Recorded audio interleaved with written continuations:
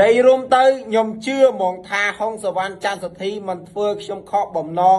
គាត់អាចយកឈ្នះឃីមបូរ៉ាបានណាខ្ញុំជឿជាក់លើសមត្ថភាពរបស់គាត់និយាយរួមទៅគាត់ក្មេងគាត់វែងផ្លែជើងរបស់គាត់ល្អខ្ញុំគិតថាគាត់អាចនឹងទប់នឹងការវិសម្រុកពីឃីមបូរ៉ាបានសម្រេចឃីមបូរ៉ាអាវុធដែលគ្រោះថ្នាក់បំផុតសម្រាប់ខ្ញុំណាគឺការឆាកឃីមបូរ៉ាគាត់ល្អជាងគេគឺល្អឆាកហ្នឹងហ្មងបាទគាត់ល្អឆាកវាយឆ្វេងវាយស្ដាំចូលក៏បានចេញក៏បានយកកលាករនេះបានគ្រប់តម្រង់មិនមែនចេះតែថយមិនចេះតែបុកទេបាទកលាករមានគ្រប់តម្រង់គ្រប់ក្បាច់អ្វីដែលខ្ញុំអត់យកឃីមបូរ៉ានោះគឺកម្លាំងស្ទុះក៏ដូចជាភាពបាទនៅក្មេងរបស់ហុងសវណ្ណច័ន្ទសទ្ធីខ្ញុំជឿថាអាចយកឈ្នះឃីមបូរ៉ាបានអ្វីដែលខ្ញុំគិតមិនប្រកាសថាត្រូវទេប៉ុន្តែខ្ញុំគិតថាឈ្នះបាទខ្ញុំគិតថាឈ្នះបាទប៉ុន្តែ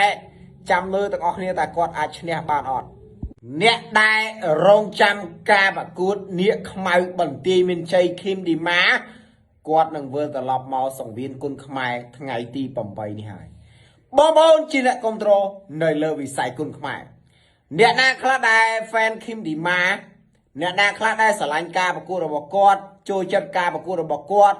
ចង់ឃើញគាត់ប្រកួតនៅលើសង្វៀនវិញឥឡូវនេះគាត់មកវិញហើយគាត់មកប្រកួតនេះគឺមកដោយក្តីស្រឡាញ់មកដោយក្តីនឹករលឹកអង្សង្វៀនគុណខ្មែរហ្មងបាទឃីមឌីម៉ាកម្លាំងនៅពេលបច្ចុប្បន្នខ្ញុំជឿថាគាត់មិនសូវមានដូចមុនទេបាទបច្ចេកទេសក៏អត់សូវមានដូចមុនដែរបាទកម្លាំងក៏មិនសូវមានអាវុធរបស់គាត់ចេញក៏ស្រាលដែរនេះពេលបច្ចុប្បន្ននេះអ្វីដែលគឺធ្វើបានគឺវាយដើម្បីអ្នកគ្រប់គ្រងដើម្បីបំពេញបាទនៃការស្រឡាញ់របស់គាត់អញ្ចឹងប្រសិនបើចាញ់ឈ្នះសង្ឃឹមថាបងប្អូនកុំរិះគន់គាត់អីអញ្ចឹងចាំមើលការប្រកួតរបស់គាត់ថ្ងៃបើកឆាកនិយាយរំទៅរបស់គាត់ថ្ងៃទី1តើគាត់ធ្វើយ៉ាងណាដែរបាទបានល្អអត់